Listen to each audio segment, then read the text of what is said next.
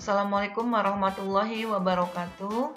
Perkenalkan, nama saya Yulia Sari Dewi, mahasiswi Universitas Pancasakti Bekasi dari Prodi PG PAUD Reguler Plus dengan nomor NIM 18620501111. Pada video kali ini ada merupakan tugas pengganti UAS semester 4 mata kuliah Perkembangan Fisik Motorik dengan dosen Ibu Fitra Mulyanti MM. Penanganan kesulitan belajar motorik dan terapi bermain. Pengertian belajar. Menurut teori behavioristik, belajar adalah merupakan tingkah laku sebagai akibat dari adanya interaksi antara stimulus dan respon.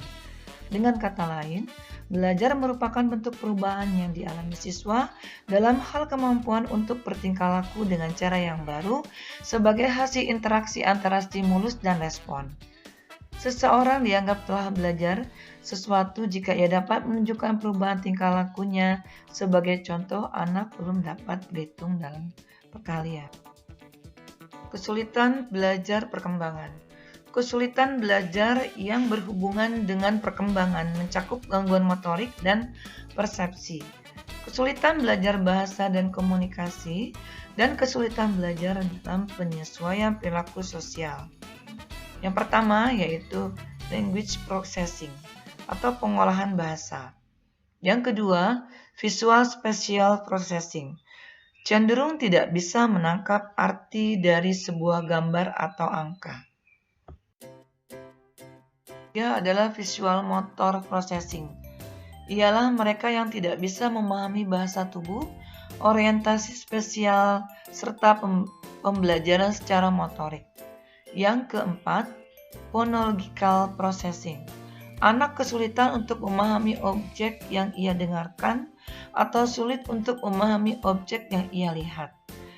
Yang keenam, yaitu processing speed, yaitu memiliki keterbatasan potensi kecerdasan atau slow learner. Yang ketujuh yaitu working memory, ketidakkemampuan untuk mengingat apa yang telah dilihat atau didengar maupun yang telah dialaminya.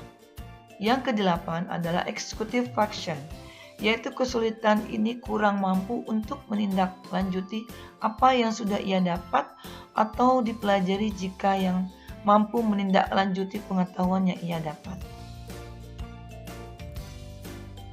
Ada beberapa contoh kasus kesulitan belajar yang termasuk dalam kategori ini, sebagaimana ditemukan Suparno 2006, yaitu yang pertama, kasus kesulitan belajar dengan latar belakang kurangnya motivasi dan minat belajar.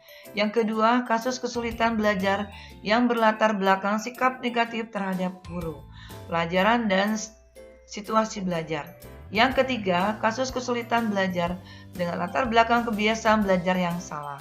Yang keempat, kasus kesulitan belajar dengan latar belakang ketidakserasian antara kondisi objektif keragaman pribadinya dengan kondisi objektif instrumental, input, dan lingkungannya.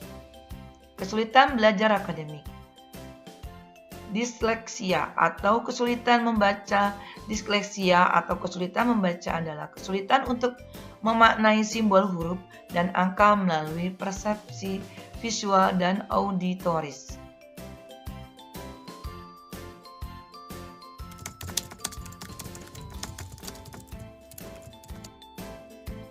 Jenis-jenis kesulitan belajar.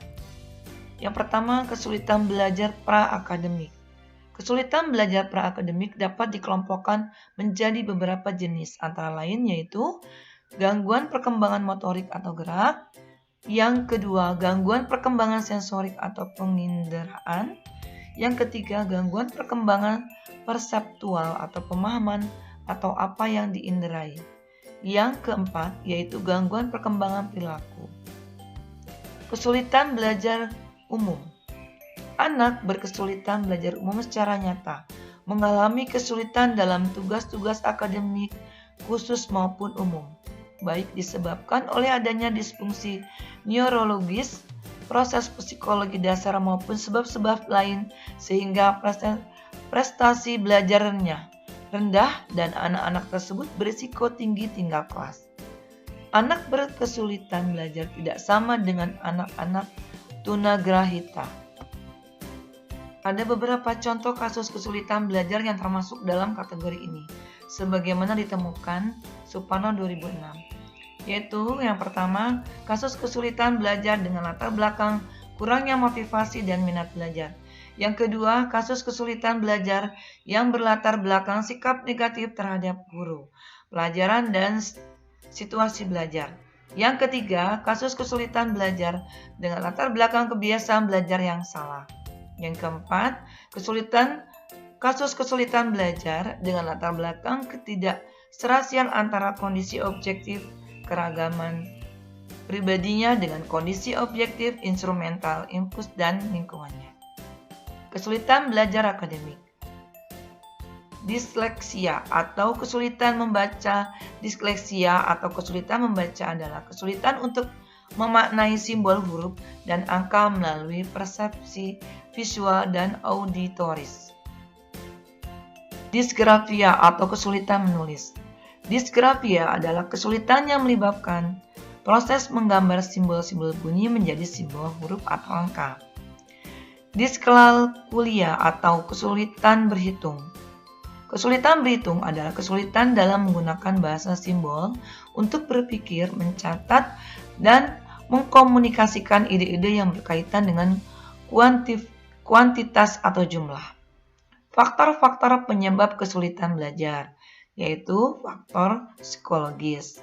Faktor-faktor yang menjadi penyebab kesulitan belajar ini berkaitan dengan berfungsinya otak, susunan saraf, atau bagian-bagian tubuh lain.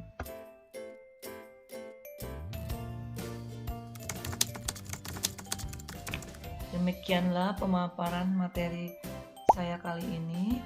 Semoga bermanfaat buat teman-teman semua. Mohon maaf apabila ada kesalahan atau salah pengucapan.